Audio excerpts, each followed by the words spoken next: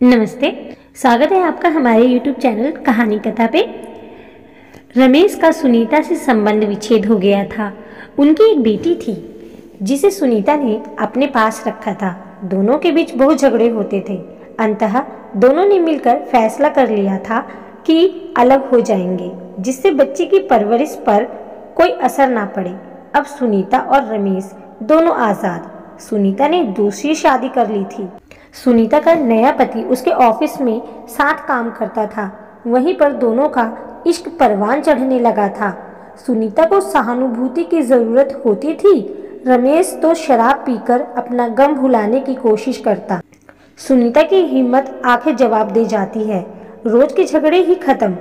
रिश्तेदारों ने भी समझाया कि पति पत्नी में झगड़े तो होते रहेंगे, पर इनके झगड़ों का कोई अंत नहीं था। सुनीता भी रमेश की प्रेम कहानी पर झगड़ा करती, उसे चिढ़ाने के लिए उसके उस पुरुष मित्र को साथ लाती, जिससे झगड़े और बढ़ गए। अंत में हुआ तलाक। रमेश ने दूसरी शादी नहीं की थी, पर अकेला ही जीवन का आनंद ले रहा था। ये उम्र थी 50 वर्ष। एक दिन जब वह अपनी बेटी से मिलकर आ रहा था तो रास्ते में किसी ने गाड़ी को रोकने के लिए आवाज दी। रमेश की यह आवाज जानी पहचानी लगी। शक्ल भी कुछ याद सी आई। उसने गाड़ी पीछे ली। देखा एक औरत थी, साथ में दूसरी एक 20 वर्ष की महिला भी थी। रमेश ने उन्हें बैठा लिया और गाड़ी स्टार्ट की। रास्ते में रमेश को लगा कि शायद ये रीना थी, उसकी बचपन की मित्र। उसने उस बचपन वाले अंदाज में कहा, ओ रीनू। रीना ने चौंक कर रमेश को देखा। रीना ने भी कहा, रम्मू। दोनों एकदम से चौंक गए। आंखों में नई रोशनी सी चमकी।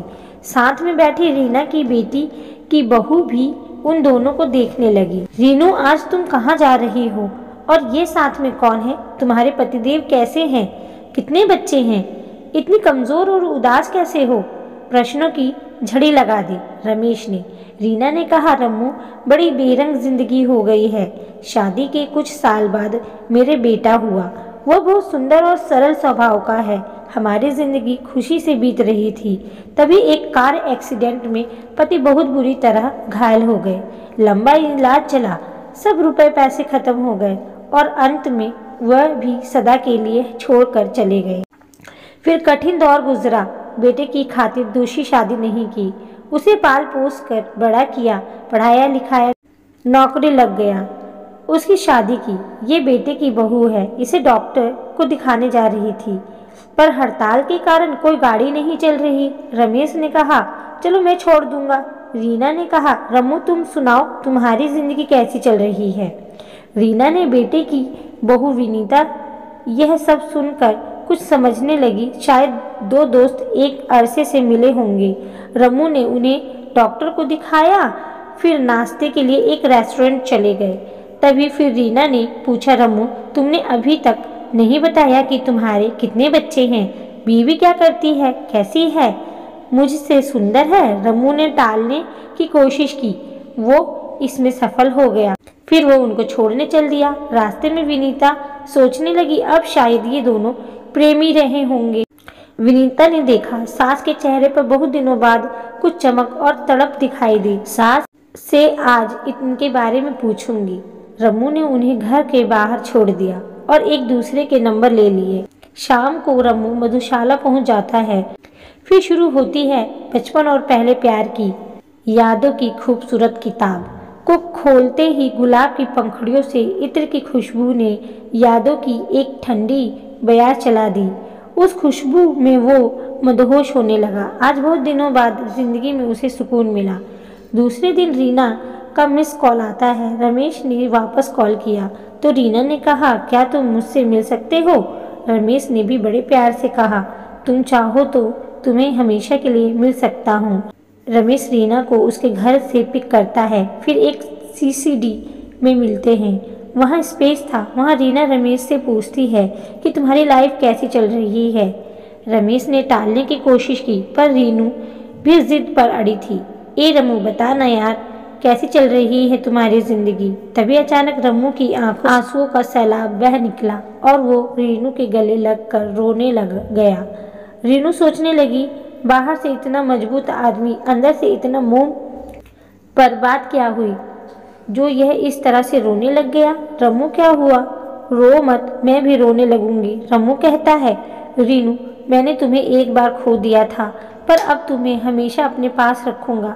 अब मुझसे दूर मत जाना, मैं बहुत अकेला हूँ। फिर रोते रोते उसने अपनी व्यथा कथा उसे सुना दी। और यह झगड़े भी इसलिए होते थे कि मैं तुम्हें भुलाने की कोशिश करता था, जिसे शराबी बन गया था। मैं तुमसे शादी करूंगा और हम दोनों ने जो वादा किया था कि हम साथ रहेंगे, आज तुम भी अकेली और मैं भी अकेला। रीना कहती है, मेरे प्यारे रमू अब यह मुमकिन नहीं।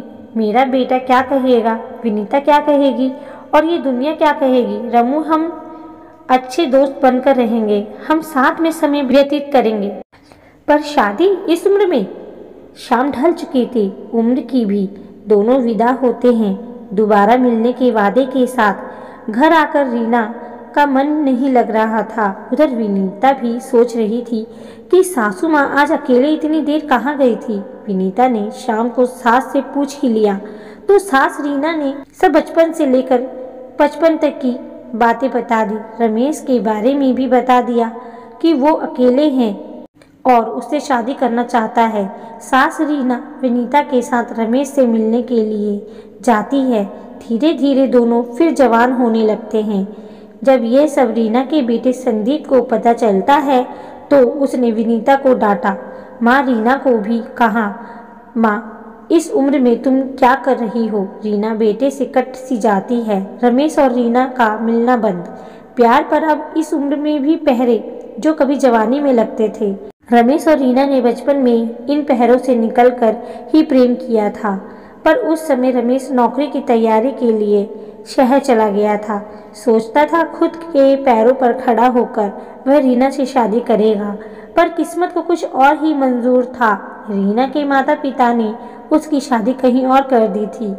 आज फिर प्यार के दुश्मन सामने थे। आज रमेश के पास सब कुछ था पर था अकेला। उधर रीना के भी यही हाल थे। विनीता सास को कभी कभी जांच के बहाने उसे रमेश से मिलाने ले जाती। उन्हें मिलने का समय बहुत कम लगता। जब दोनों अलग होते तो बड़े उदास हो जाते। विनीता को भी अब 8वां महीना चल रहा था। परिवार में सब अच्छा चल रहा था। इस बीच विनीता कुछ अलग ही सोच रही थी। सास उसकी बेटी की तरह ख्याल रखती, पर कभी कभी रीना उदास हो जाती तो विनीता भी भावुक हो जाती। सास को हंसाने के लिए विनीता भी रम्मू रम्मू करके उसे चिढ़ा देती। रमेश की नकल में उसे बुलाती, फिर ठहाका लगाकर दोनों हंसते। संदीप दोनों को इस तरह हंसते हुए देखकर सोच में पड़ जाता कि ये दोनों सास बहू हैं या माँ बेटी। 9वें महीने में डिलीवरी की डेट नजदीक आ गई। संदीप ने भी छुट्टियां ले ली। वह भी विनीता की बहुत केयर करता, उसके खाने पीने का ख्याल रखता। विनीता अस्पताल में भर्ती होती है। उसे एक सुंदर लड़का होता है। संदीप भी वहीं होता है। संदीप कहता है, विनीता तुम जीत गई, लड़का हुआ है। मैं हार गया, मेरी गुड़िया नहीं आई। बधाई हो। कुछ दिन बाद घर पर संदीप कहता है, विनीता आज मैं बहुत खुश हूँ, बोलो तुम्हें क्या चाहिए। विनीता उसे वादे का पक्का करती है। संदीप भी वादा करता है कि विनीता कहती है कि मुझे चाहिए कि मेरी और तुम्हारी माँ हमेशा खुश रहे। तुम भी अपनी माँ को खुश देखना चाहते होंगे। संदीप कहता है, बिल्कुल विनीता, मैं भी अपनी माँ को खुश देखना चाहता हूँ। बताओ इसके लिए मुझे क्या करना पड़ेगा। संदीप, पहले वादा करो कि डांटोगे नहीं। नहीं डांटूंगा तो तुम अपनी माँ की शादी रमेश से कर दो। विनीता ने एक सांस में सब कह दिया। कमरे में एकदम चुप्पी। बाहर खड़ी रीना ये सब सुन रही थी। रीना अंदर आकर विनीता को डांटते हुए बोली, विनीता ये क्या कह रही हो, मुझे नहीं करनी कोई शादी वादी। ये कहते हुए रीना अपने कमरे में जाकर रोने लगी। उसकी सिसकियाँ संदीप के कानों में पड़ रही थी। उसे आज भी याद है कि दिवाली पर माँ के पास एक डायरी थी जिसमें एक गुलाब बड़े प्यार से रखा हुआ था। नीचे लिखा था, आई लव यू रीनू।